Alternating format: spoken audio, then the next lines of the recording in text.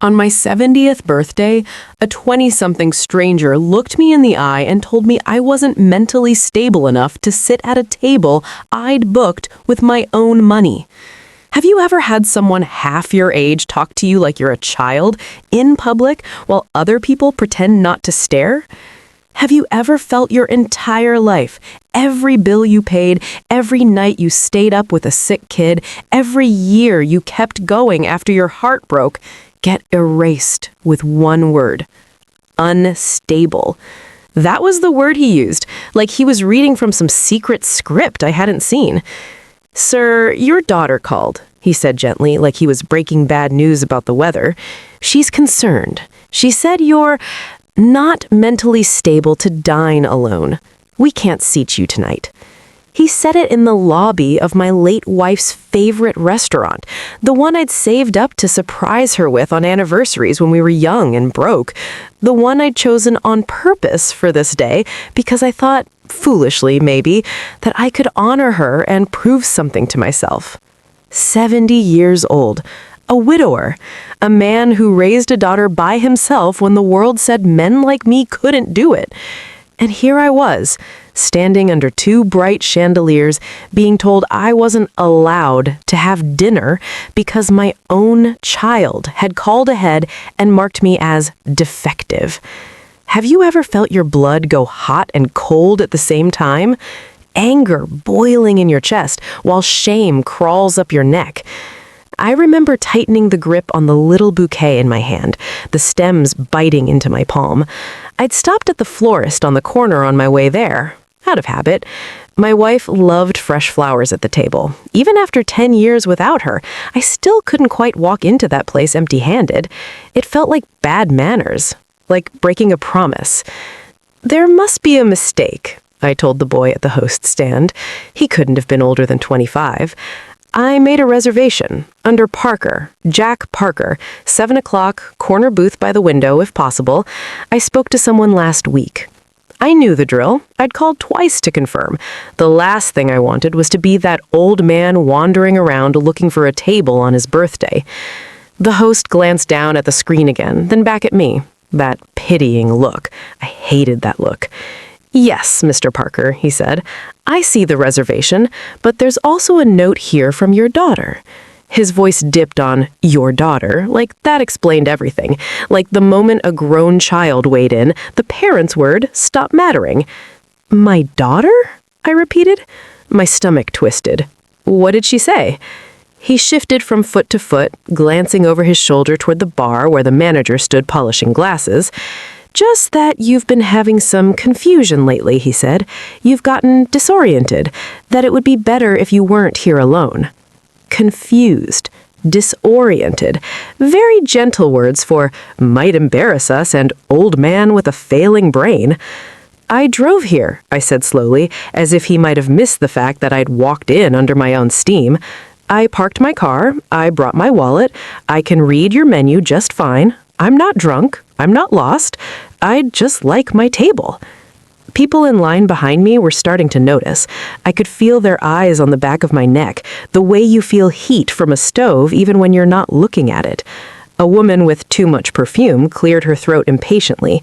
A couple in suits pretended to check their phones harder. The host winced.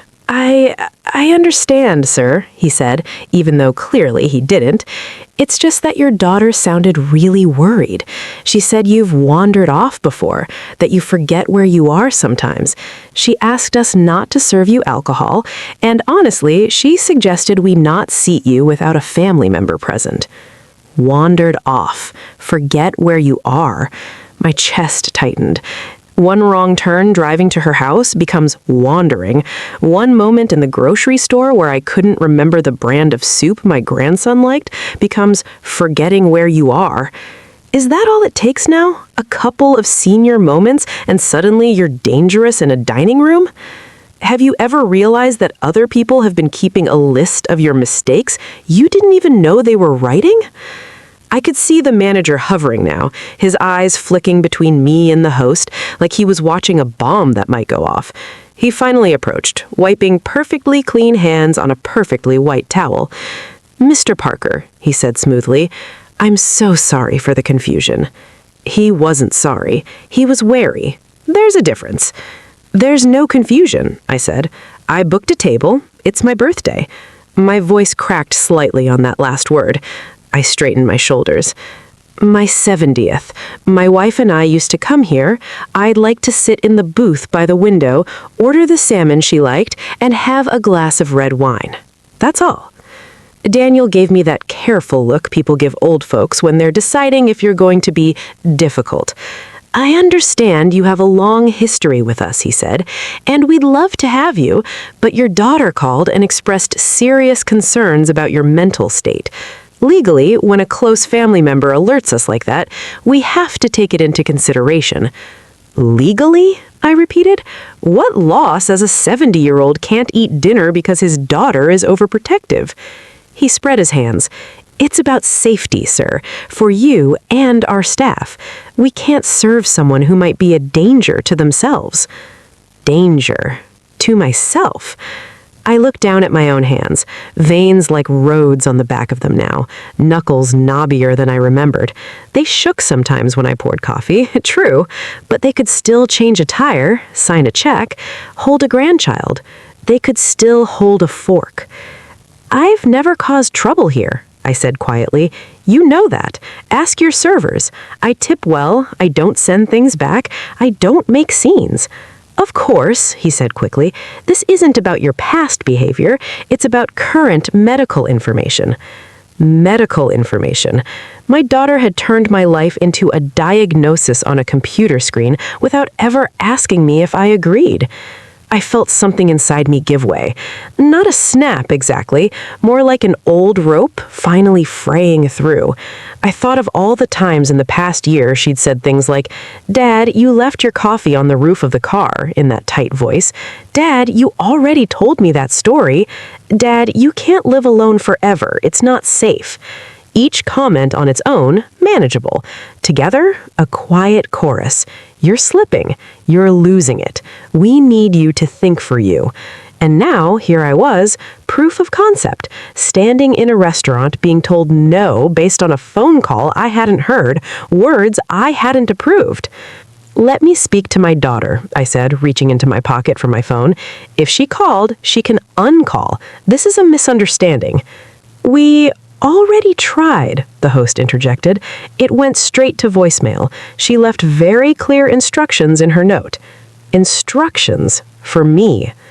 Under those two bright lights, in my best blazer that my wife had always said brought out my eyes, holding a stupid little bouquet of daisies, I realized something that stung all the way to my bones. My only child had taken a day I'd been quietly proud to reach and preemptively decided I couldn't be trusted with it. Have you ever felt betrayed and guilty at the same time?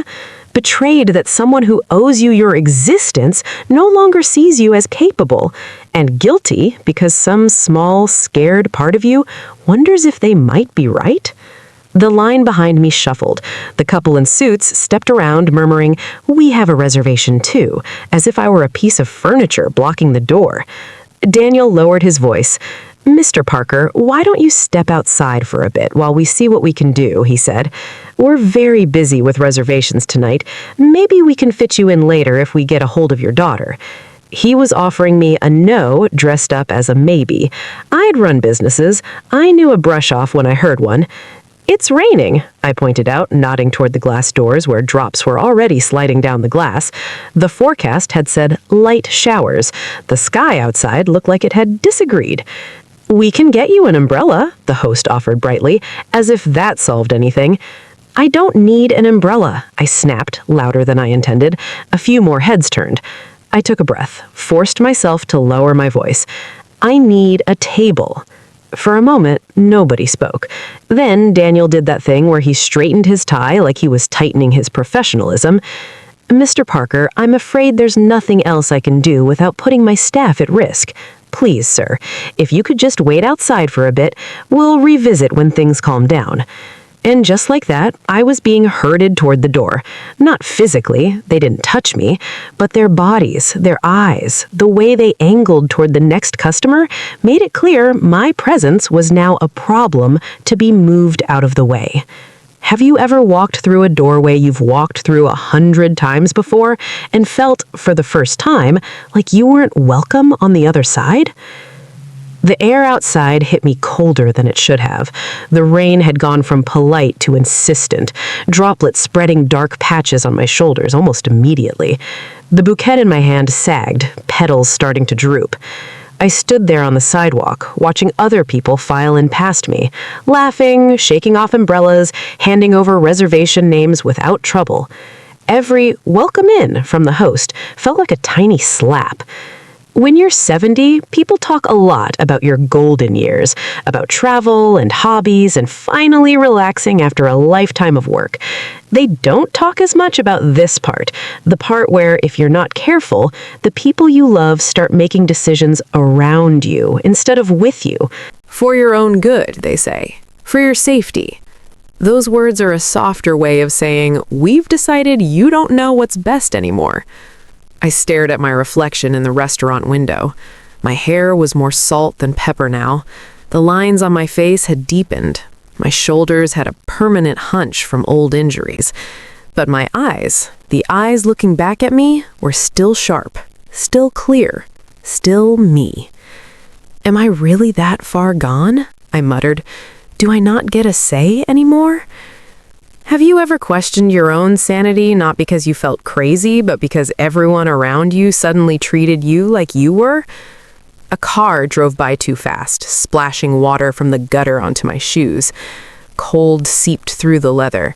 For a fleeting, humiliating second, I thought about just going home, heating up a frozen dinner, pouring myself a beer, and pretending this had never happened. I could tell my daughter the place had been overbooked, save her the satisfaction of knowing her little call had worked. But then I pictured my wife sitting in that corner booth the first time I brought her here. Hair done, dress simple but beautiful, eyes crinkling at the corners as she laughed at some awful joke I'd made. "Jack, you clean up nice," she'd said, clinking her glass against mine. "Don't get used to it." If she could see me now, standing in the rain on my 70th birthday, turned away from our spot because our daughter had convinced a stranger I couldn't be trusted, I knew exactly what she'd say. "Jack," she'd say, hands on hips, "you gonna let them talk to you like that?" No, I wasn't. I just didn't know what else to do yet. As I stood there arguing with ghosts, the restaurant door opened again. A man stepped out holding an umbrella under his head. He was maybe mid-30s, early 40s, with tired eyes and that constant alertness people get when they're used to watching a small human and the world at the same time. Beside him, a little boy bounced in place, craning his neck to see inside. "Daddy, is that the place?" the boy asked, pointing excitedly at the warm glow beyond the glass. "Yep," the man said, glancing down at his phone to check the time. "If we hurry, we won't miss our booking." Then he saw me. He didn't look away quickly like most people do when they accidentally make eye contact with an older person who looks upset. He didn't give me the pity head tilt and then pretend to read a text.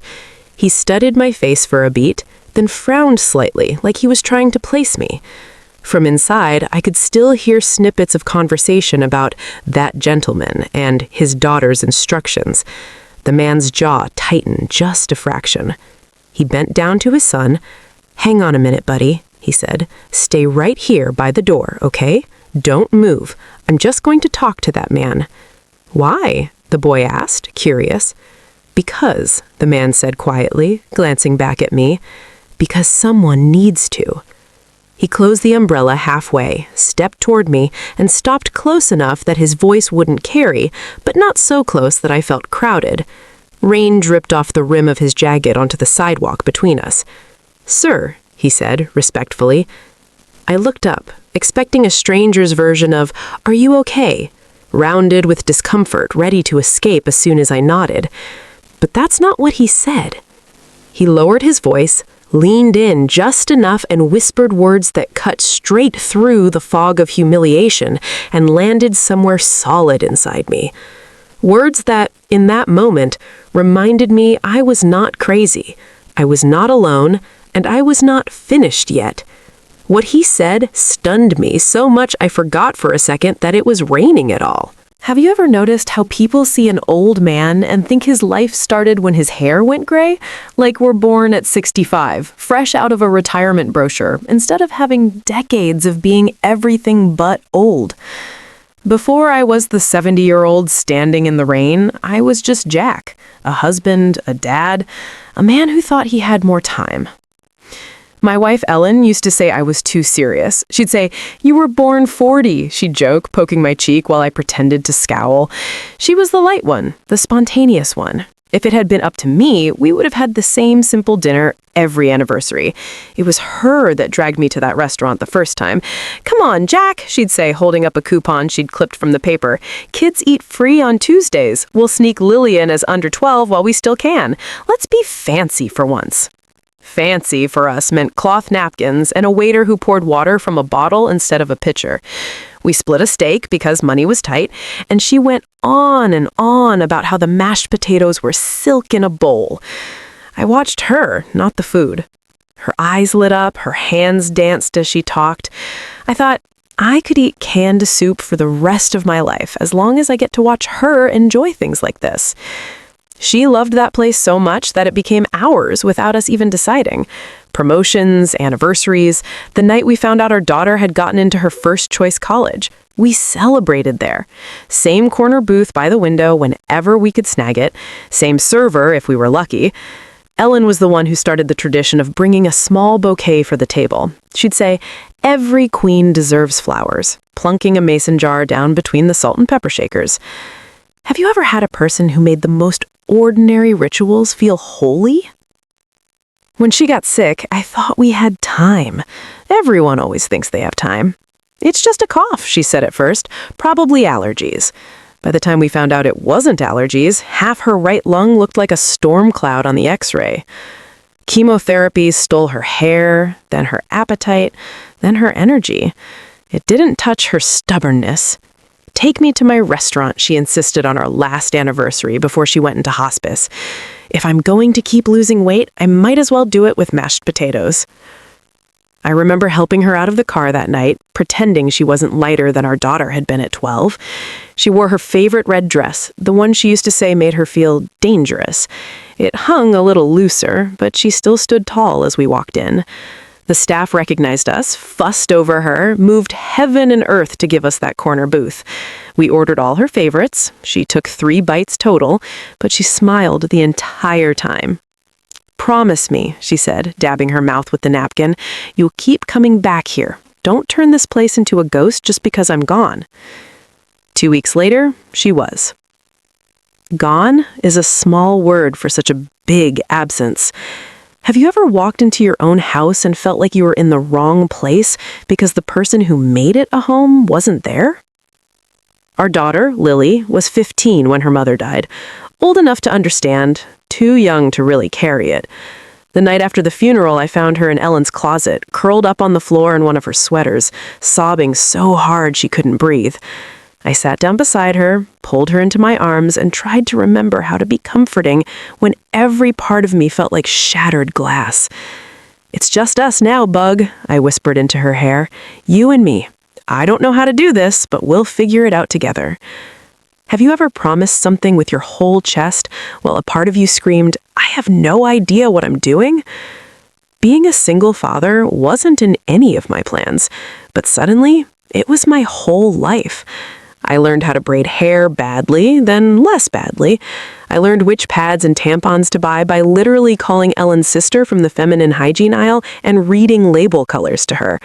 I burned more dinners than I care to admit. I worked days at the hardware store and nights doing delivery runs just to keep up with the mortgage and the medical bills. I missed some things. I was there for the important ones, her choir solos, her graduations, but I also remember her standing on a driveway once, waiting for me to pick her up from a party I hadn't realized ended an hour earlier because I'd mixed up the time. By the time I got there, cheeks flushed from speeding, she was angry and embarrassed. "You always do this," she snapped, slamming the car door. "You say you'll be there and then you're late or you forget." That hit me harder than any punch would have. I wanted to tell her, "You have no idea how many things I remember so hard it hurts." But to her, in that moment, the only thing that mattered was the cold weight on that driveway. In her teenage eyes, my grief and exhaustion weren't visible. Only my failures were. That's the thing about being the surviving parent. You carry your own heartbreak and their projections at the same time. Have you ever tried to be both mother and father and end up feeling like you're failing at both? Still, we made it, somehow. She got into college. I sat at that same kitchen table, filling out FAFSA forms, doing math with shaking hands, determined she wouldn't have to turn down her dreams because we were broke. When she walked across the stage in that cap and gown, I shouted louder than anyone. I looked at the empty seat next to me and imagined Ellen there, elbowing me, saying, "We did good, Jack." Lily moved out, became Dr. Parker eventually, psychologist, the irony not lost on me. Beautiful house in the suburbs, husband with a marketing job, 2 kids, golden retriever, the whole brochure life my generation was told to chase. I was proud. I really was. Every time she bought something big, she'd send a photo. "Look, Dad, the new deck. Dad, check out the kids' playroom." I'd respond with heart emojis I'd painstakingly learned to use, because that's what you do now instead of saying, "I'm proud of you" out loud. As for me, once the house stopped echoing quite so badly, I kept working. Not because I had to. I'd done okay, saved up, paid off the house eventually. But the idea of sitting in a recliner all day terrified me. I needed to feel useful. I did handyman jobs for neighbors, volunteered at the local community center fixing leaky sinks and stuck doors. People liked Mr. Jack, who could still haul a toolbox and knew the difference between a Phillips and a flathead blindfolded. For a while, Lily and I had a good rhythm. Weekly phone calls, grandkid visits every few months. I'd drive out to her place, lose myself in the maze of new developments, listen to 5-year-old Milo explain the intricacies of dinosaur species. When her youngest, Ava, was born, she said, "You're the only one who can get her to sleep, Dad. I swear she likes your humming." Those moments, tiny, fleeting, kept me going. Then I turned 68, and the tone started to shift. Have you ever felt people's perception of you aged 10 years overnight because of a number, not a reality? It started small. I'd misplace my keys and tear the house apart looking for them, only to find them in the fridge next to the milk. That one got a laugh from me, Evan. "Jack, you idiot," I muttered, shaking my head. Then I mentioned it to Lily on the phone and heard that sharp inhale. "Dad, that's not funny," she said. "It's a little funny," I countered. "I was thinking about coffee when I put the milk away. Keys got caught up in it." "It's how it starts," she said darkly. I brushed it off. Everyone puts things in the wrong place sometimes. Sleep gets worse as you age. I'd wake up at 3 a.m., brain buzzing, then be foggy at 3 p.m. That's not dementia, that's insomnia and a bad mattress. But Lily is a psychologist. She sees patterns for a living. Once she decided to watch for signs, everything became one. "You already told me that story, Dad," she'd interrupt when I was halfway through a favorite memory. "You must have forgotten." "Or you're just impatient," I grumbled. It came to a head the day I drove to her house for Ava's birthday party and took the wrong exit. Construction had rerouted a highway I'd been driving for decades. The detour signs were confusing. I ended up 20 minutes in the wrong direction before my GPS, blessed thing, I finally paid attention to, started yelling at me to turn around. By the time I pulled into her driveway, I was flustered, 25 minutes late, and carrying a princess doll that probably wasn't going to make up for the cold wait. "Dad, where were you?" she demanded as soon as I stepped out of the car. "I was about to send Ben to look for you." "Road work," I said. "They've changed half the exits since last time. I took a wrong turn. It happens." "Not to people who are paying attention," she snapped. "You scared me." Have you ever had someone weaponize their worry until it feels less like love and more like surveillance? After that, she started sending me articles. 10 early signs of Alzheimer's. How to tell if your parent needs help. She'd highlight parts and text them. "Dad, you do number 3 and 7. The thing is, sometimes she wasn't wrong. I did repeat myself more, especially when I was tired. I did leave the stove on once, not long enough to burn anything, but long enough to spook myself. I did forget her friend's name at a dinner and cover it badly. Age was doing what age does. Still, inside my head, I felt me. Slower at times, sure, but not gone, not fogged over, not out of control. She didn't see that, or couldn't. Her whole professional training told her catching things early is key, so she tried to catch me before I fell, even if that meant grabbing me by the scruff and yanking me back from edges I wasn't actually close to. "We should talk about getting some paperwork in order," she said one evening over coffee at her kitchen island. The grandkids were in the living room, arguing over a video game, their voices a muffled soundtrack. "Power of attorney, maybe adding me to your accounts, just in case." I stared at her across the marble. "Just in case what?" "In case something happens," she said. "In case you get worse, I can help you pay your bills, manage things. It would give me peace of mind." Peace of mind for her, power for her. For me, it sounded like signing over my life. "I pay my bills," I said carefully. "My lights are still on. The bank hasn't called." "For what need do you need?" Her eyes filled with tears that made me feel like a villain. "Because I'm scared, Dad," she whispered. "I watched Mom disappear in front of me. I can't do that again. I can't have you call me from God knows where someday and not even know how you got there." Guilt and anger warred in my chest. Have you ever wanted to reassure and defend yourself at the same time? I reached across the counter, squeezed her hand. "I promise you, Lily," I said, "if I get to the point where I can't trust my own judgment, we'll revisit all of this. But I'm not there yet, Lily. I still know who I am." "Do you?" she murmured, almost too soft to hear. Later that night, alone in my own kitchen, her words echoed. "Do you?" I tested myself like she might. "What day is it?" I answered. "Who's the president?" I grumbled, but got it right. "Can you count backwards by sevens from 100? I tried, stumbled around 79, and laughed bitterly. Maybe I'd fail her clinic test just because nobody actually counts backwards by sevens in real life. Before I knew it, I'd started second-guessing everything.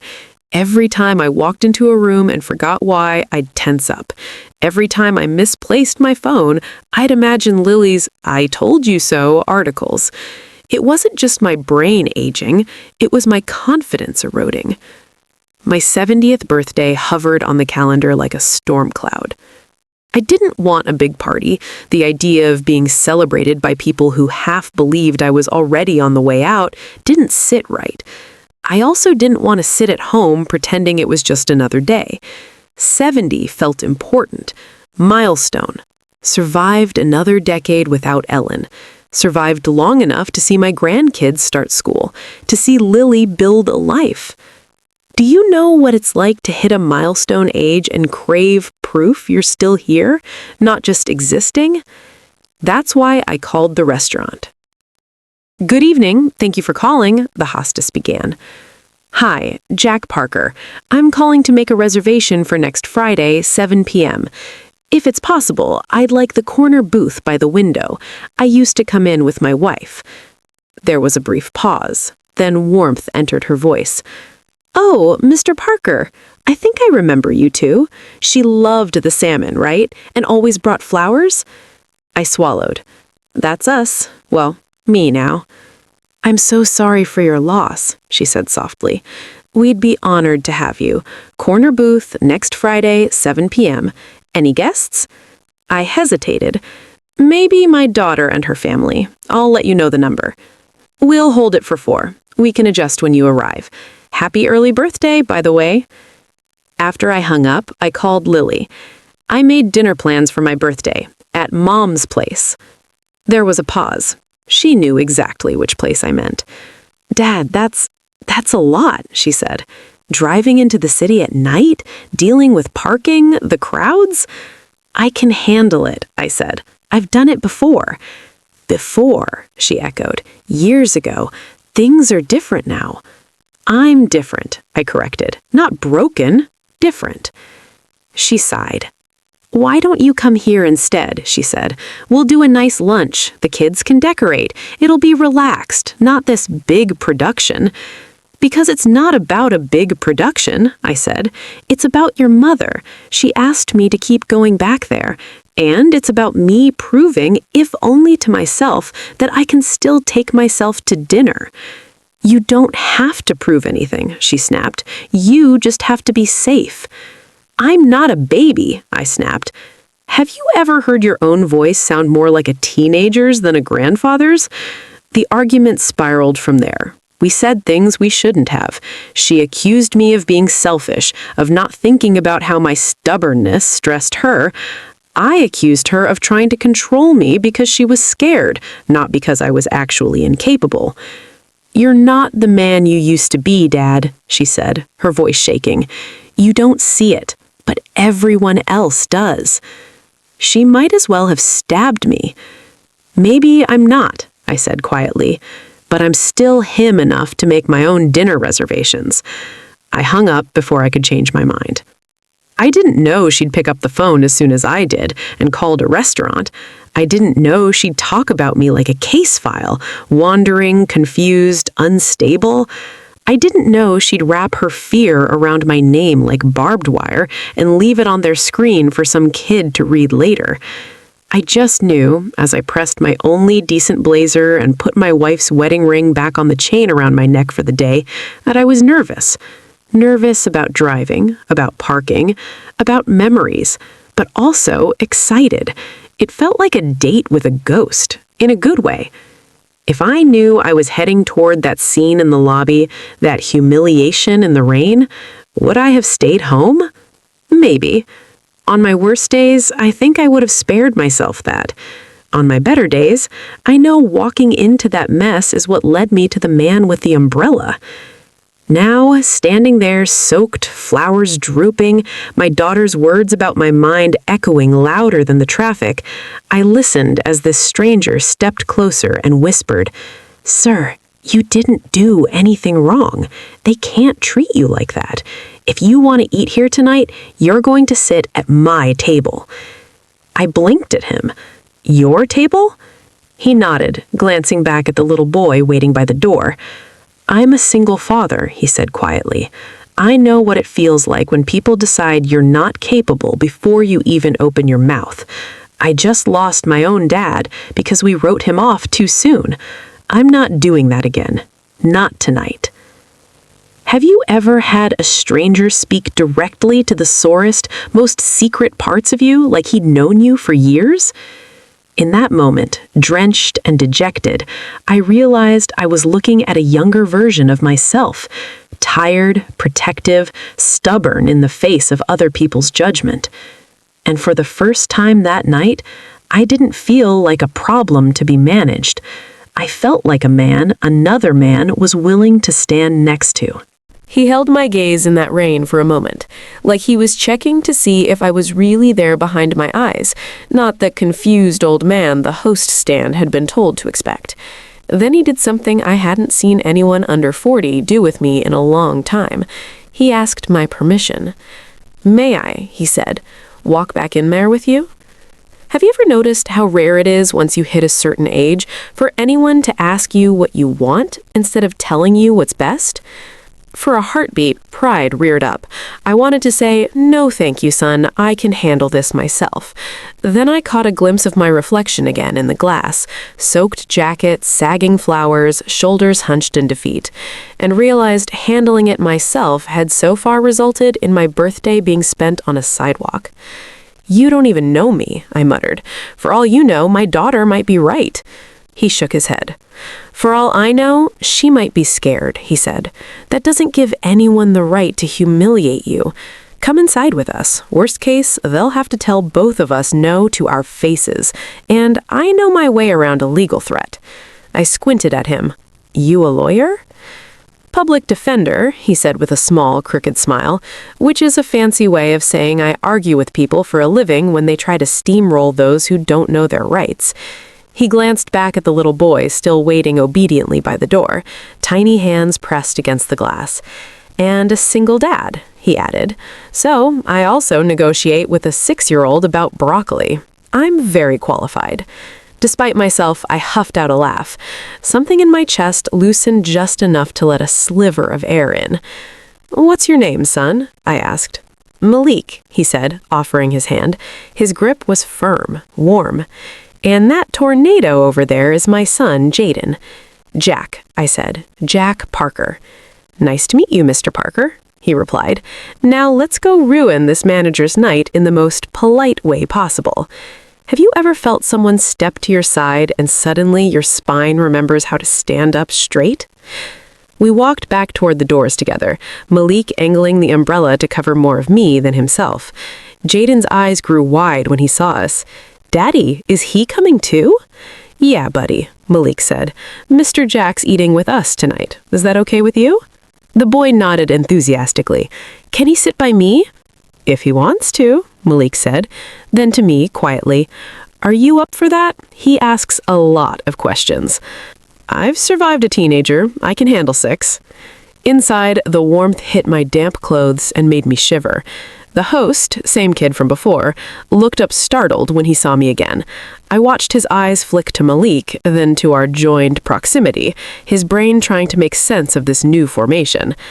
"Hi," Malik said pleasantly, stepping up to the stand. "Reservation for Thompson. Party of 3 now." Mr. Thompson," the host stammered, glancing down at his screen. "Yes, I see you here, but, about Mr. Parker." Malik didn't let him finish. "Mr. Parker is my guest," he said, voice still friendly, but with an edge underneath I recognized from my own days negotiating contracts. "You had no problem seating him earlier until you received a second-hand, unverified claim from a third party. That's not a legitimate basis to refuse service. It's discrimination based on perceived disability, and it's wrong." The kid's mouth opened and closed like a goldfish. I need to get the manager," he mumbled. Malik nodded. "Please," he said, "and while you're at it, let him know I'd be happy to put my bar number on the check if he wants to continue down this road."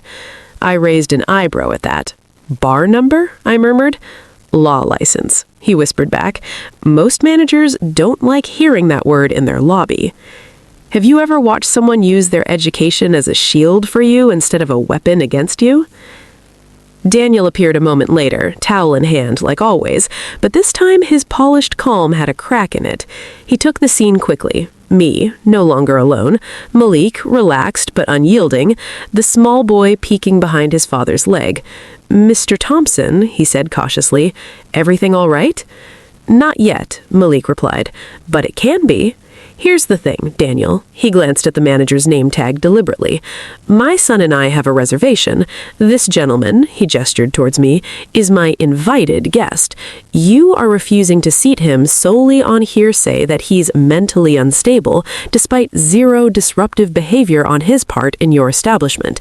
You understand how that looks, legally and morally." Daniel's jaw tightened. "We're trying to act in the best interest of our guests. His daughter," Malik held a hand. "His daughter is not your client," he said. "Mr. Parker is. Unless you've witnessed behavior tonight that suggests he's a danger to himself or others, you're making assumptions about his capacity. That falls under discriminatory practice." He leaned in slightly, lowering his voice just enough that the surrounding patrons heard the seriousness without catching every word. "I've taken cases like this. They don't end well for businesses that double down." I watched a flicker of calculation cross Daniel's face. Liability, complaints, maybe even Yelp reviews. Places like this are terrified of bad publicity, but even more terrified of legal trouble. "With all due respect," Daniel began, "we're trying to follow family instructions."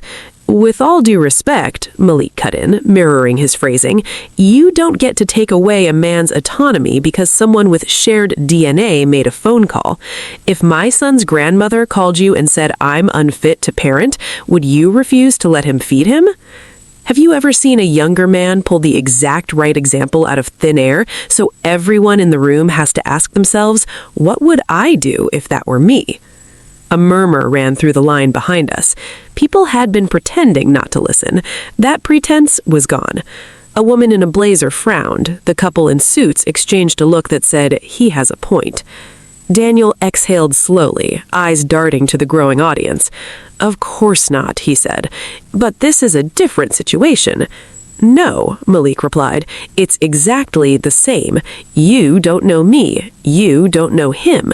You're taking one person's fear, justified or not, and turning it into policy. You're welcome to bring us menus and take our order, or you're welcome to refuse and have me email your corporate office and, if necessary, the local press. Restaurant denies 70-year-old widower a table on his birthday based on daughter's unproven claims. How does that headline sound to you?" Daniel's nostrils flared. I almost felt bad for him. Almost. He looked at me then, really looked at me, not through me. Maybe he saw the damp collar, the clutch of my hand around the bouquet, the way my shoulders squared stubbornly even as humiliation still burned under my skin. "Mr. Parker," he said, voice softer, "if we seat you with Mr. Thompson and his son, will that be acceptable to you?" There it was again, that tendency to talk around me, not to me. But for once, I had someone flanking me who wouldn't answer for me. I straightened. "Yes," I said clearly, "that will be acceptable, under my own name, as a guest, not a liability." He nodded slowly, beaten but not about to admit it. "Very well," he said. "Right this way." The host grabbed 3 menus and led us towards the back. Malik rested a light hand at his son's shoulder, steering him along. I walked beside them, heart thudding, each step feeling like a small reclaiming of ground that had been quietly taken from me. We were seated, ironically, almost poetically, in that same corner booth by the window I'd requested, the one that Ellen had loved. As soon as I saw it, something in my chest tightened and relaxed at once. I could almost see her there, scooting in, rolling her eyes at the heavy silverware. "Always feels like we're playing dress-up here," she used to say. Malik slid into the opposite side with Jaden. I took the outside edge, leaving the inside seat open, like muscle memory expected my wife to fill it. I set the soggy bouquet gently on the table. A server appeared with water and extra napkins, eyes flicking between us with curiosity. "Can I get you anything to start?" "A towel?" I said dryly, holding up a damp sleeve. She laughed, tension breaking just a touch. "I'll see what I can do." When she'd gone, Malik leaned his elbows on the table. "You okay?" he asked. "I've had better birthdays," I said, "but I've also had worse days. Hard to beat the day my wife died." He nodded, and there it was again, that look of someone who actually understood, not just performed sympathy. "I'm sorry about your wife," he said, "and about tonight. None of that should have happened." "My daughter thinks it should have," I muttered. He was quiet for a moment. "Daughters and fathers," he said. "Complicated. You have one?" "No," he shook his head, smiling at Jaden, who was busy unfolding his napkin with serious concentration. "Just this guy. His mom left when he was 2. He said it matter-of-factly, without bitterness, but I heard the ache under it. "That's not easy," I said, "being a single father." "You would know," he replied. "You said you raised your daughter alone?" I nodded. "Since she was 15. "Then you already know what people think," he said, "that we're barely competent, that we're one missed pickup away from disaster. I can't tell you how many times teachers, doctors, even random strangers have acted surprised when I show up prepared. 'Wow, you remembered his inhaler? Wow!' Like I'm babysitting my own kid instead of raising him. Have you ever felt instant kinship with someone just because they've stood in a version of your storm?" I chuckled bitterly. "Yeah," I said. "When Lily was little, I used to get applause at the grocery store for buying her apples instead of candy. Meanwhile, her mother was expected to do all that plus a full-time job with no praise at all. The bar for us is on the floor until it's something about how people see the world. It's not fair. Until we're old," Malik said. "Then it flips. Suddenly, we're not capable enough." He wasn't wrong. Our server returned with bread and a small towel. I dabbed at my jacket while Jaden eagerly reached for the basket. "Can I have one, Daddy?" he whispered, as if bread was contraband. "One," Malik said. "We're still getting real food." He looked at me. "Order whatever you want," he said. "This is your night." You don't have to pay for me, I protested automatically. I invited you, he said. It's my treat. Besides, you paid admission in emotional trauma at the door. I think we're square. Jaden piped up, mouth full of roll. Is your birthday? That's what they tell me, I said, laughing in spite of myself. How old? 70. His eyes went round. Whoa, he breathed. That's like 100. Thanks, kid, I said, laughing in spite of myself. Grandpa would have been 68 this year, Jaden added matter-of-factly, but he went to heaven. Malik's jaw tightened. Yeah, buddy, he said softly. He did. He looked at me. My dad started slipping a couple years before he passed, he said quietly after Jaden got distracted counting sugar packets. Forgot where he parked, got turned around at the mall. Nothing huge. Normal old man stuff, you know? I nodded. I knew. My sister, she means well, but she went straight to worst case scenario. Got power of attorney signed, took his car keys for his safety, started screening his calls. Every little thing he did wrong became proof he couldn't be trusted. He swallowed, eyes drifting to some spot beyond my shoulder. The last time I saw him, he said, he was sitting on the porch of that little house he paid off with 30 years of factory work, and he said, Feels like I died already, son. They just forgot to bury me. The words hit me in the same spot my daughters had. Have you ever heard someone else's story and felt your own laid bare inside it? I told myself I was keeping the peace, Malik said. Didn't want to fight with my sister. Didn't want to stress him out more. When he fell ill, she made all the decisions. Some were good. Some I still question. He went fast after that. He looked back at me, eyes bright with a mix of regret and resolve. When I heard that kid at the stand say you were unstable because your daughter called, all I could see was my father being slowly sidelined in his own life. I didn't say anything then. I won't make that mistake twice. You think I'm being sidelined? I asked, more to test myself than him. I think your daughter's scared, he said carefully. I think she sees every slip as a slide, and fear plus authority is a dangerous combination, whether it's a judge, a cop, or a kid with a host tablet. I snorted at that. That's the best line I've heard all week. Look, I'm not saying ignore real issues, he added. If you're worried about your memory, there are ways to check that. But one wrong highway exit doesn't erase 40 years of knowing how to get from A to B. Our food came, giving me a moment to chew on his words along with the bread. I ordered the salmon, of course. When the plate arrived, the smell alone brought a lump to my throat.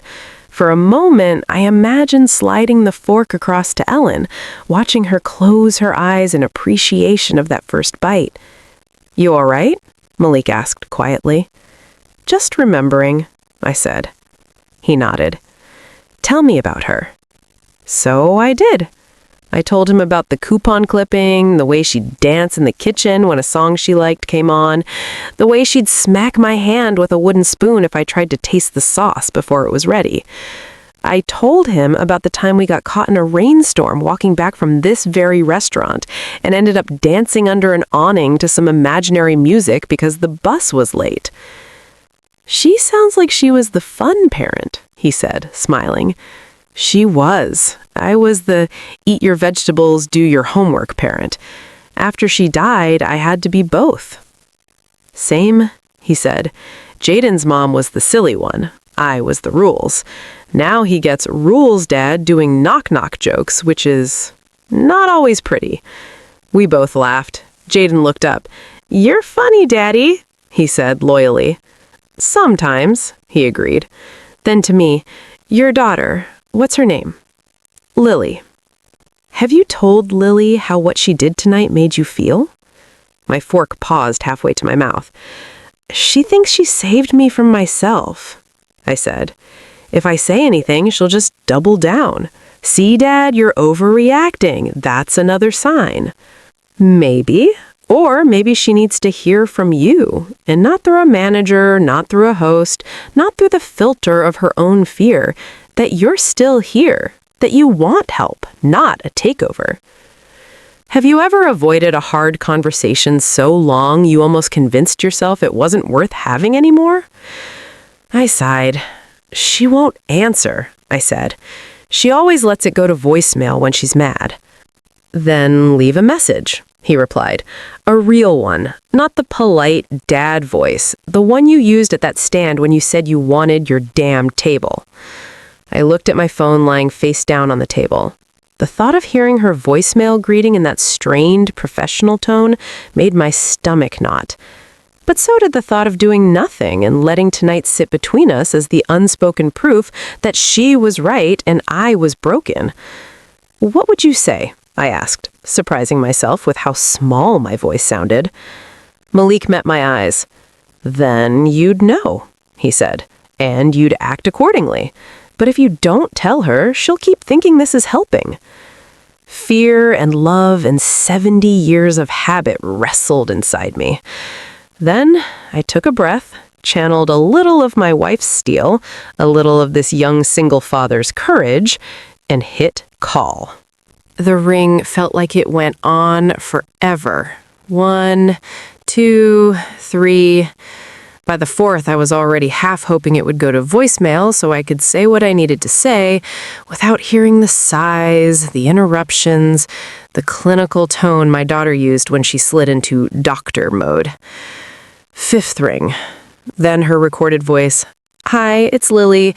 Leave a message and I'll get back to you as soon as I can. Beep.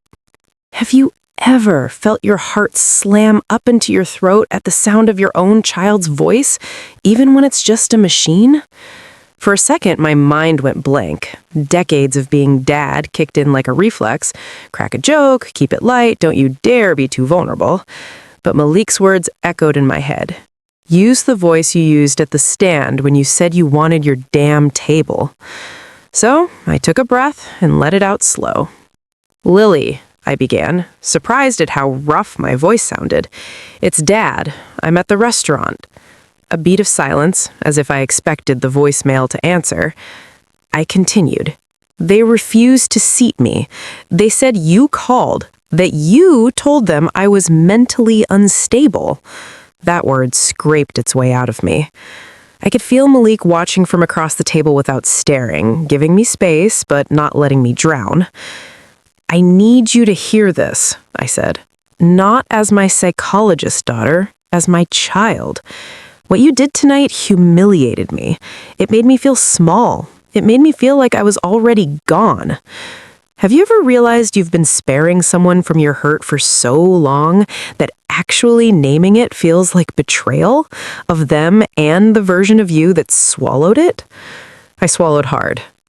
I know I'm not the man I was at 40 or even 60, but I am not confused. I am not wandering. I got myself here. I'm sitting in our booth. I ordered your mother's favorite salmon, and I am eating it with people who treated me like a person, not a problem. Jaden beamed at me over his bread. Hi, Lily. I'm Jaden, he whispered towards the phone, like she could hear him through time. I almost laughed mid-message. I understand you're scared, I went on. Losing your mom broke both of us. I understand that every time I forget a name or take a wrong turn, you see that loss coming again. But you do not get to erase me to feel safer. You don't get to make decisions about where I can sit and who can serve me without even talking to me first. I heard my own voice gaining strength, surprising myself. If you're truly worried, I said, then we deal with it together. We go to a doctor I choose with you there, and we listen to what they say. We make plans together. But I will not give up my independence because you called a stranger and told him your father can't be trusted. Have you ever listened to yourself set a boundary and thought, who is this person and where have they been hiding all these years? My hand was shaking, but I didn't stop. I'm willing to meet you halfway, I said. I'll get evaluated. I'll consider some changes if they're needed, but from this moment on, there are conditions. You do not speak for me without my consent. You do not use your fear to box me in, and you never, ever use words like unstable about me to people who think a note on a screen is all they need to know. I could hear the clink of dishes around us, the low murmur of other tables, the soft scrape of Malik's fork as he gave me privacy by pretending not to listen. I love you, I finished, because that was still true under everything. But I need you to love me in ways that don't suffocate me. Call me when you're ready to talk like two adults, not a parent and a patient. I hit end and set the phone down face up on the table. My heart was pounding like I'd just run up a hill. Have you ever done something that scares you so much you feel shaky afterwards, even though all you did was sit in a chair and speak? Malik let a beat pass. Then he lifted his glass of water toward me. That, he said quietly, was brave as hell. Felt more like stupid, but I clinked my glasses against his anyway. She's going to be furious. She was already furious, he pointed out. Now at least she knows what she's actually furious about. Which is? I asked. He shrugged. That you're still making your own decisions. Jaden leaned forward. Did you tell her it's your birthday? He asked, worried. I might have forgotten the most important detail. I did, I said, loud and clear. Good, he said solemnly. She should say happy birthday. Out of the mouths of babes. The waiter came by to check on us, eyes flicking to my phone and back. Everything all right here? He asked. Getting there, I said. The salmon is as good as ever. We'll make sure you get a dessert on the house, he winked. It's not every day we get to celebrate 70. He had no idea what he'd walked into tonight, but his easy acceptance settled something in me. Life, it seemed, was determined to treat me like an old man and a normal customer at the same time. The rest of the meal passed in a strange mix of light and heavy. We talked about little things, favorite movies, sports teams, whether pineapple belongs on pizza. It does not, for the record. Jaden told what felt like 27 knock-knock jokes. Malik and I compared notes on teenage attitudes. Apparently some things haven't changed in 50 years. Have you ever felt yourself slowly re-enter your own skin after spending hours feeling like a ghost? Dessert arrived.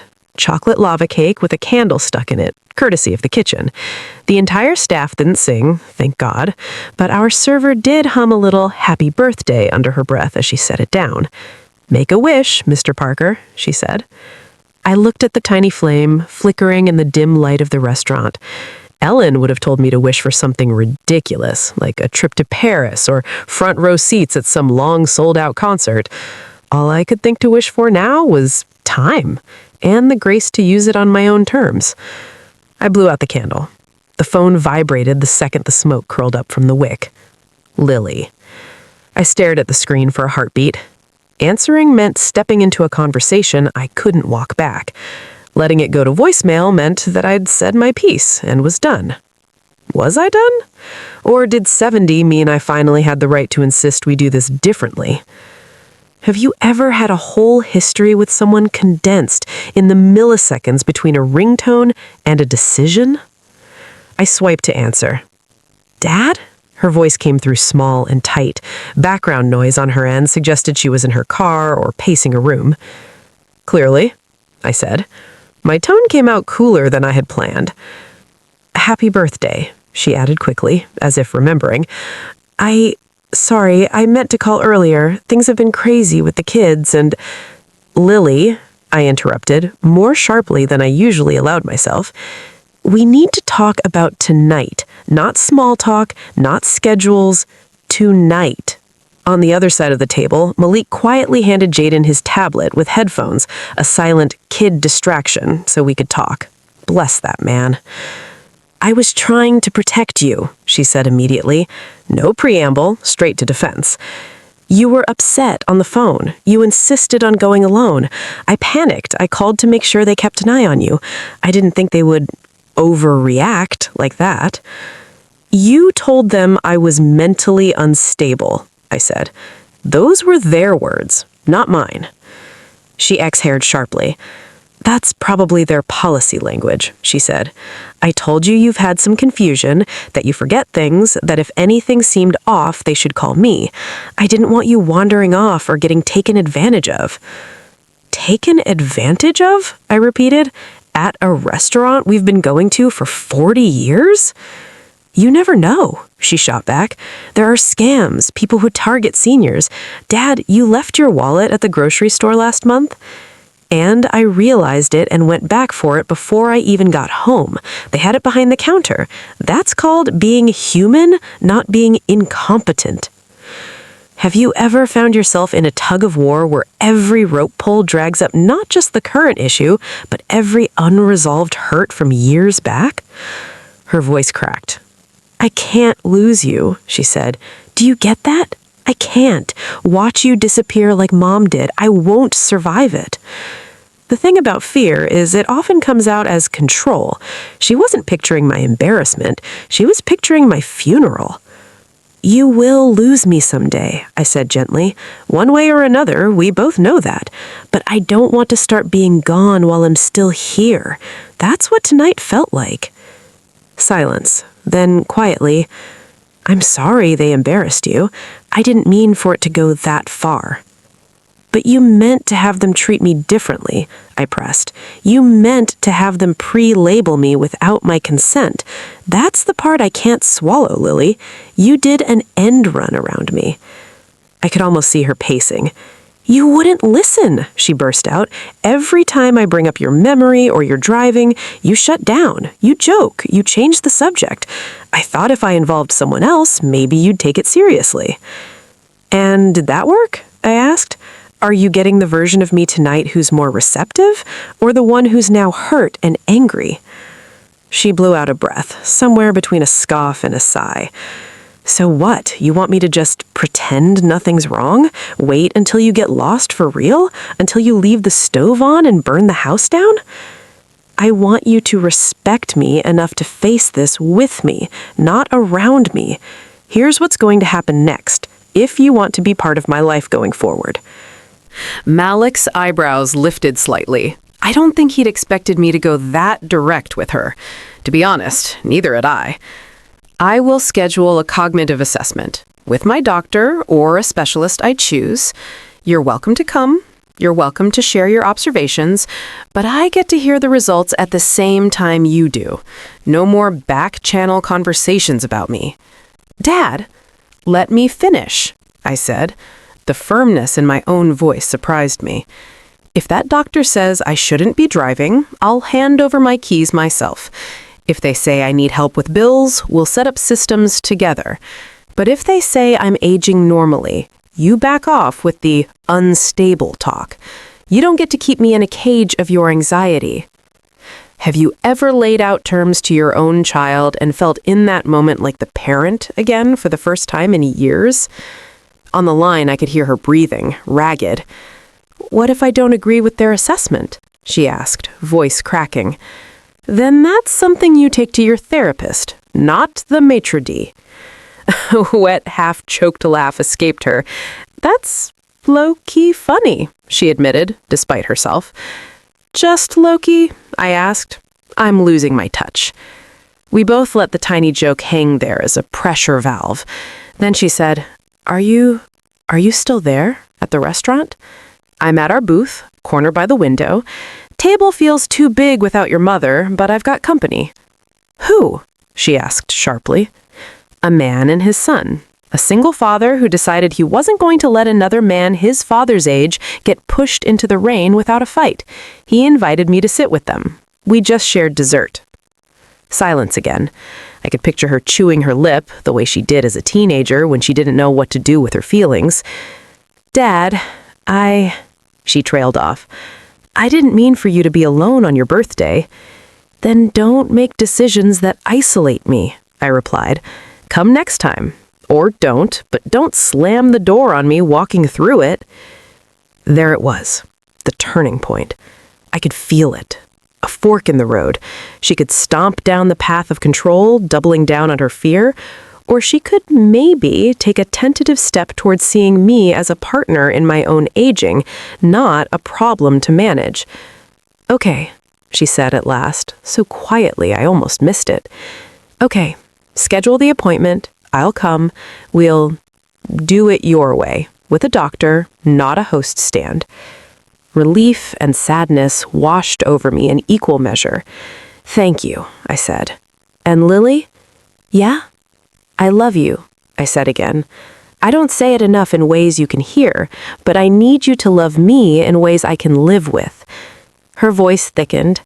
"I love you too," she whispered, "in ways that are messed up sometimes. I'll work on that." "We both will," I said. We hung up. My hand felt lighter and heavier at the same time. Malik watched me closely. "Well?" he asked. "She's scared," I said, "but she's willing to let a professional decide if I'm losing my marbles before she starts rearranging my life." "That's a big step," he said, "for both of you." "I still hate that she called," I admitted. "I still hate that any of this had to happen on my birthday." "Hating the method doesn't erase the love behind it," he said. "But now at least there are boundaries around it."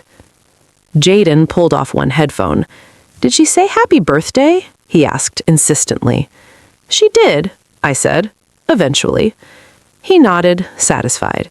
"Good, 'cause you're 70. That's important."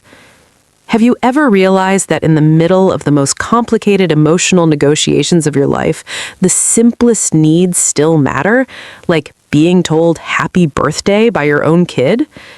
The rest of the night I felt not okay exactly, but more aligned, like I'd shifted from drifting in someone else's current to at least sitting in my own little boat, oar in hand. I didn't know what the doctor would say. I didn't know if I'd like all the answers. But for the first time in a long time, I felt like I was part of the conversation about my future. In the end, that's what we all want, isn't it? Not eternal youth, not perfect memory, just a say in how the story goes while we're still here to tell it. If you've ever waited for a doctor to tell you who you are, you know that the drive to the appointment is louder than any waiting room. My daughter insisted on picking me up. "We'll go together," she said. "Less stress." I let her, not because I couldn't drive, I still could, but because after everything, it felt like a small olive branch. We rode mostly in silence, the radio low, the GPS calmly narrating turns we both already knew. How do you prepare yourself to be told, officially, whether your child's secret fears about you are true? The office Mullick had recommended was in a plain brick building, 4th floor, door with frosted glass. Dr. Nguyen, geriatric psychiatry and cognitive assessment. Not exactly the most comforting combination of words. "You sure about this, doctor?" Lily asked as we sat in the waiting room, her knee bouncing a mile a minute. "I'm sure about the man who recommended him," I said. "He said this one doesn't rush to label people just so their kids feel better." She flinched. I hadn't meant it as a jab, but truth has sharp edges sometimes. Dr. Nguyen was younger than I expected, maybe early 50s, with laugh lines around his eyes and a calm that felt practiced, not fake. He shook my hand first, firm and direct. "Mr. Parker," he said, "good to meet you, and you must be Lily." He looked at us both, not at one through the other. That alone made me relax a fraction. "So," he said once we were in his office, me in the chair, Lily on the couch behind me like some nervous chaperone, "tell me why you're here." He said it to me, not her. Have you ever realized how much it matters who a professional addresses first? "Because my daughter called a restaurant and told them I was mentally unstable on my 70th, I blunted out, "and I'd like an expert to tell me whether I should hand her the keys to my life or make her back off." Lily let out a strangled sound somewhere between a laugh and a protest. "Dad!" "We'll get your perspective too," Dr. Nguyen said smoothly, "but I want to start with his experience. Go ahead, Mr. Parker." So I told him about the lost exit, about the keys in the fridge, about the strobe-like flashes of forgetting that felt like normal aging to me until my daughter's fear turned them into omens. About the restaurant lobby, the word unstable, the rame, the man with the umbrella, and the 6-year-old with good manners. I talked more in that office than I had in any medical setting since Ellen's oncologist had forced us to talk about hospice. Have you ever felt your own story sound different when you lay it out in order instead of in panicked fragments? After I finished, Dr. Nguyen turned to Lily. "And what are you seeing?" he asked. She launched into a list. Dates, incidents, little things. The time I'd forgotten an old neighbor's name, the time I'd called her twice in a day to ask about Thanksgiving plans, the time I'd left the stove on low after making soup and only noticed an hour later. "I know some of that is normal," she said quickly, "but taken together, it feels like a pattern. I'm terrified I'll wake up one day and he won't know who I am." Her eyes shone. There it was again, under all the control, a scared little girl in a grown woman's body. Dr. Nguyen nodded. "Okay," he said, "so we have two things going on, possible cognitive changes and definite emotional dynamics. We can address both. Let's start with the brain." He put me through a battery of tests. Orientation questions, memory recall, word association, drawing a clock, counting backwards by sevens. There they were, the internet tests I'd mocked. "Just pretend you're balancing a checkbook with weird denominations," he said when I frowned at the sevens. "If you get stuck, that's data, not a moral failing." Have you ever had someone make your potential weakness feel like information instead of a verdict? Some parts were easy, others, not so much.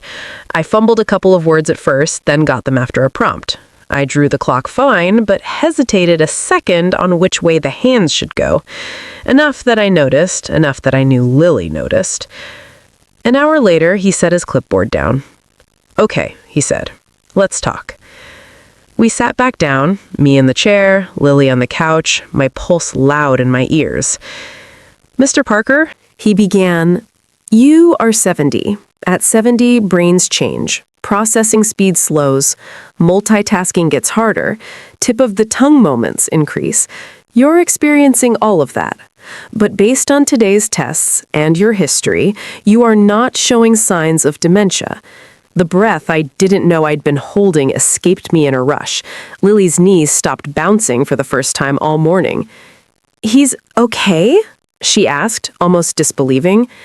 "He has some mild age-related forgetfulness," Dr. Nguyen said, "but he's oriented, his reasoning is intact, his insight is strong. He's also highly anxious about being perceived as losing it, which can make minor lapses feel catastrophic to everyone involved." He let that sink in. Could that change in 5 or 10 years? Possibly, but that's true for all of us, just at different timelines. Right now, he is capable of making his own decisions, managing his own finances, and saying yes or no to dinner reservations. Have you ever wanted to frame a doctor's sentence and hang it on your wall? "But what about the driving?" Lily pressed. "The wrong exits, the almost missed light." "We addressed that. I recommend some common sense adjustments. No night driving in unfamiliar areas, more rest before long trips, maybe a driving evaluation in a year. That's not because he's incompetent, it's because he's human and 70. Same way I tell 50-year-olds with bad knees to stop trying to play full-court basketball." He glanced at me. "Can you live with that?" "I already avoid driving at night when I can," I admitted. "I'm not trying to be a hero on the freeway." "Good," he said. Then his tone shifted, gentle but firm. "Now, Lily, I want to talk to you about something harder." She tensed. "Okay." "You love your father. That's obvious. You're also, perhaps unconsciously, trying to pre-grieve him by controlling all the variables. That might soothe your anxiety in the short term, but it suffocates him in the process." She flinched as if slapped. I'm just trying to protect him, yes," he finished, "but you're also protecting yourself from the pain of uncertainty. The problem is you can't do that without trampling his autonomy. Tonight's restaurant incident is a clear example." "I didn't mean—" "Impact matters more than intent," he said gently. You turned him into a diagnosis in someone else's computer. You robbed him of dignity on a meaningful day. That's not care, that's fear acting as control. Have you ever watched someone else say the things you've been dying to say, but with credentials your loved one can't dismiss? Lily's eyes filled. "What am I supposed to do?" she whispered. "Just watch and hope he doesn't decline?" You're supposed to watch and respond, together. You set up reasonable safety nets, regular checkups, emergency contacts, gradual adjustments if needed. You don't pull the rug out from under him because you're scared of what might happen 2 years from now. He handed her a tissue. "And you get support for your anxiety," he added, "from your own therapist, from a support group, from friends, not from turning your father into your patient." She nodded, tears spilling over. "I didn't realize." "Now you do. The question is what you'll do differently now that you know." We left with a printed summary. No evidence of dementia.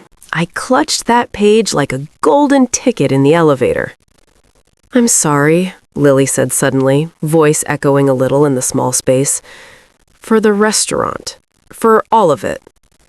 "I know," I said. "I also know you thought you were helping. That doesn't erase the hurt." "I won't call places behind your back anymore," she promised. Then, after a beat, "Can I put a copy of this in my files for when my brain starts telling me stories again?" I snorted. "Your therapist better frame it," I said. The corners of her mouth twitched upward. "Lunch?" she offered as we reached the parking lot. "My treat. Somewhere that doesn't require a reservation." "Tempting," I said. "But I have somewhere to be." "A date?" she asked, eyebrows lifting. "You could say that," I replied. A few weeks before, Malik invited me for dinner. "Jaden insists you come over for dinner sometime. He wants to show you his Lego city. Thursday's work?" Tonight was Thursday. Lily looked half hurt, half curious. "With who?" she asked, carefully. "A friend," I said. "Another single father. And his boy." I saw the flicker of surprise on her face. Fathers aren't supposed to make new friends at 70, I suppose. We're meant to shrink into routines, not expand into new relationships. "Can I meet him sometime?" she asked carefully. "Maybe, if you promise not to assess him." Her laugh was wet but real. "Deal." She hugged me in the parking lot before we parted ways, holding on tighter than she had in years. "70 looks good on you," she said into my shoulder. "Tell that to my knees," I replied. But inside, it felt like less like a joke now, more like a banner I'd earned. I drove home in the late afternoon light, obeying doctor's orders. No night driving, straight routes, extra caution. It didn't feel like defeat. It felt like wisdom I'd agreed to, not punishment imposed on me. At home, I changed out of my doctor visit shirt into something more casual, grabbed a dessert Ellen used to make, store-bought this time, but the sentiment counted, and headed to Malik's apartment in the next town over. The smell of garlic and something rich hit me soon as he opened the door. Malik barreled into my legs in a hug. "Mr. Jack, you came." "Wouldn't miss it," I said. "Smells like you cooked the whole grocery store." "Pasta night," Malik called from the kitchen. "My specialty, one pot chaos." Have you ever stepped into someone else's home and felt the shape of a family being built in real time? We ate at a cluttered table, passing bowls, laughing over Jaden's school stories. Malik asked how the appointment went, and I told him the highlights, waving the doctor's report like a trophy. He grinned. "Knew it. Your recall of the menu alone told me your brain was fine." After dinner, Jaden dragged me to the living room to show me his Lego city. "This part is the park," he explained, pointing to a mess of green bricks. "And this is the restaurant. Nobody is allowed to be mean to old people there." "Good policy," I said. "What happens if someone breaks it?" "We kick them out," he said firmly, "and they have to wash dishes forever." Malik flopped on the couch with a sigh. "You good?" he asked. "Better than I've been in a while," I admitted. Feels like I finally stopped waiting for people to tell me who I am." He nodded. "That's the trap," he said. "As a single dad, as an old man, as anyone outside the script, people want to write your role for you." "You too?" I raised an eyebrow. "Please," he snorted. "You should hear the school moms. Oh, you're so brave doing it alone. Like I had a choice. Like I'm an exception, not a father." He glanced at Jaden, then back at me. "I made a decision a while back," he said. "Nobody gets to define my fatherhood but me and that kid. I think you just did the 70-year-old version of the same thing." Have you ever felt the weight of your own choices settle on you, not like a burden, but like a coat that finally fits? We talked late into the evening about raising kids without partners, about aging, and about the strange way both stages make people talk over you. At some point, Jaden fell asleep on the rug, clutching a Lego man in one fist. Malik covered him with a blanket, then sat back down. "You know," he said thoughtfully, "my son's never had a grandfather figure. My dad died before he was old enough to remember. You being around, it means a lot to him. To me, too." Something in my chest ached and warmed at once. "Careful," I said. "You keep feeding me and I might start expecting a Father's Day card." "You'll get one," he said, not joking at all. In that small apartment with dishes still in the sink and a cartoon paused on the TV, I realized that my circle had grown, not just my family by blood, but my family by choice. Have you ever thought your world was shrinking with every birthday, only to realize that with the right people, it can actually widen? When I finally got home that night, my phone buzzed with a text from Lily. "Email me Dr. Nguyen's report when you can. Also, next year, can we all go to Mom's restaurant together? Me, you, the kids. I'll make a reservation under your name. No calls." I stared at the screen, a slow smile spreading across my face. I typed back, "We'll see. Depends if the manager survives dishwashing duty in Jaden's Lego world." She sent back a string of question marks, then a laughing emoji when I explained. Everything wasn't fixed. Fear doesn't evaporate after one appointment. Patterns don't rewrite themselves overnight.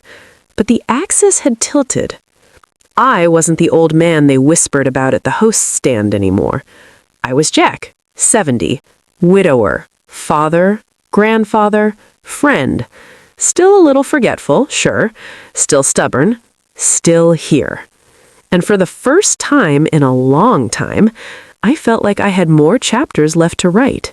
In my own handwriting. People think the big changes in your life happen all at once. A diagnosis, a wedding, a funeral, a retirement party. One day you're one thing, the next day you're something else. But most of the time, the real turning points are quieter. A whispered offer in the rain.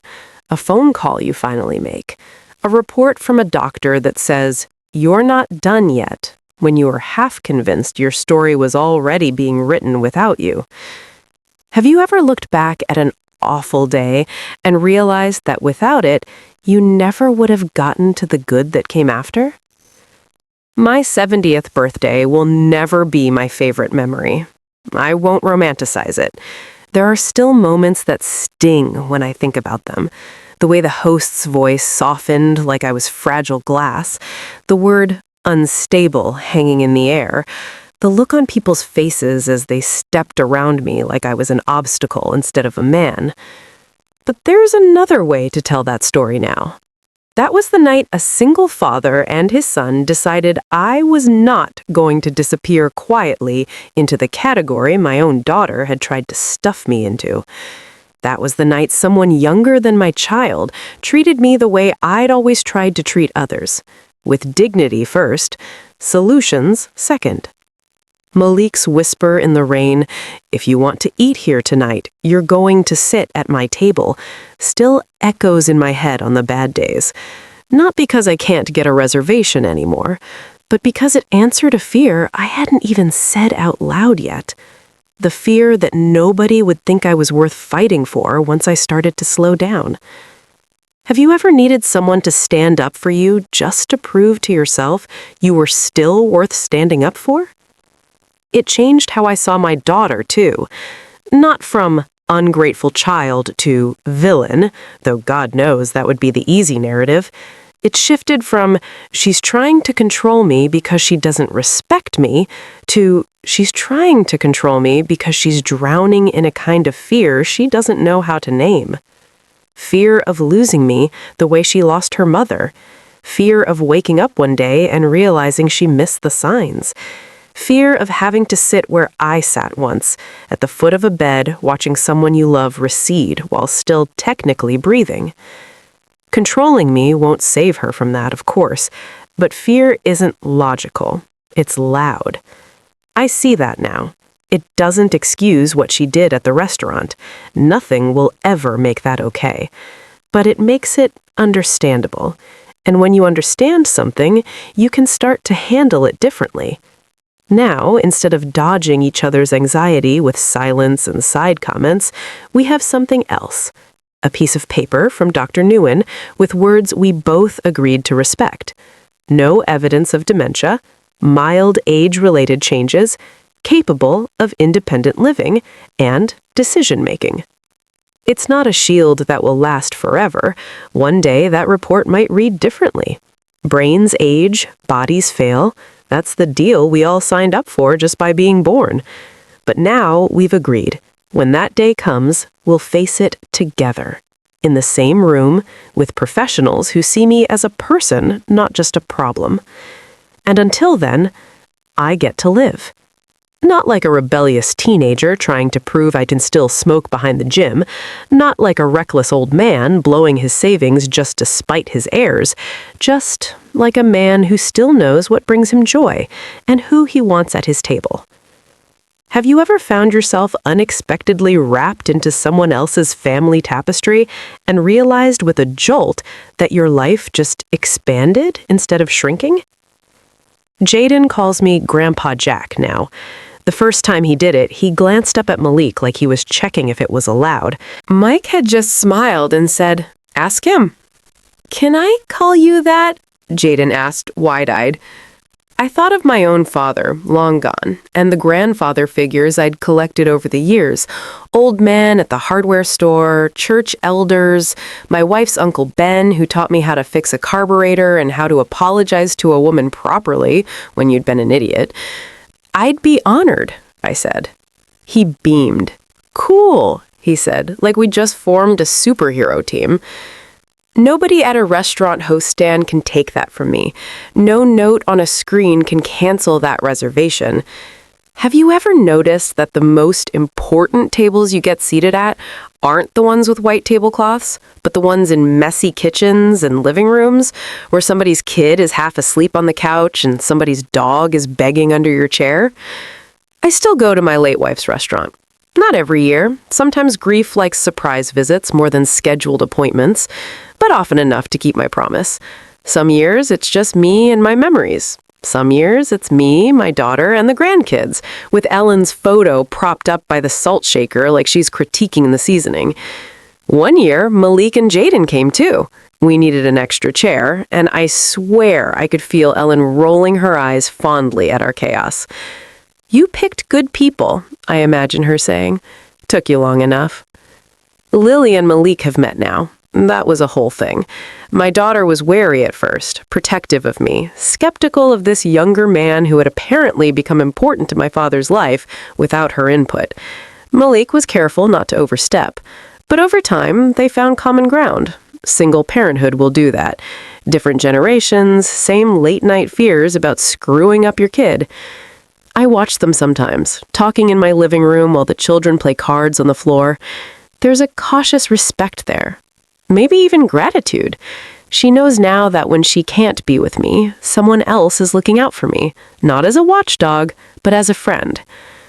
There's a kind of humility required in accepting help from someone outside your bloodline, especially when you come from a generation that prized self-sufficiency like a religion. But there's also freedom in it if you let it in. Have you ever thought you had to carry all the weight of aging alone, only to discover it feels lighter when shared with people who aren't obligated to love you, but choose to love you anyway? So, what did that single father actually whisper to me in the rain that night? What did he say that stunned me so much I followed a stranger and his child back into a restaurant that had just tried to deny me a seat? It wasn't a long speech. It wasn't poetic. It was simple. He said, "Sir, you didn't do anything wrong. They can't treat you like that. If you want to eat here tonight, you're going to eat here. With us. You're not crazy. You're not alone. Stand next to me." You're not crazy. You're not alone. Those two sentences cracked something open in me, not because I hadn't heard similar words before, but because of who they came from and when. He didn't know my history. He didn't know my daughter's name or the way my wife laughed or the catalog of mistakes I carried. All he knew was what he saw, an old man being quietly erased. And he chose in that moment to write me back into the story, at least for that night. Have you ever realized that sometimes the people who save you from your worst fears aren't the ones you raised, but the ones your life hasn't even introduced you to yet? Aging is not for the faint of heart. Neither is single parenting. Put them together and you get a special kind of tightrope, trying to be strong for people who look to you while your body and the world give you constant evidence that you are in fact mortal. But here's what I've learned, sitting across from a 6-year-old who thinks 70 is like 100, and a 30-something public defender who sees his own father in my stubbornness. Being a man, being a father, being the strong one, doesn't mean never showing weakness. It means refusing to let other people weaponize your vulnerability into an excuse to strip you of your dignity. It means knowing when to say, "I need help," and when to say, "That's enough. This line you don't cross." It means accepting that your children's fear is real and valid, but so is your right to have a say in how that fear is expressed. And above all, it means keeping a seat open at your table for new people, new roles, new versions of yourself, even when you thought all the chairs had been assigned years ago. My name is Jack Parker. I'm 70 now. I lose my keys more often than I'd like. I tell the same joke twice because I forget who's heard it. My knees complain on the stairs and my memory occasionally hiccups. But I also know exactly where my late wife's favorite booth is. I know how to make my grandson laugh so hard he snorts. I know how to hum just right to put a little boy named Jaden to sleep on my shoulder. I know where I keep my important papers, and I know the number of a good doctor and a good lawyer and a very good friend.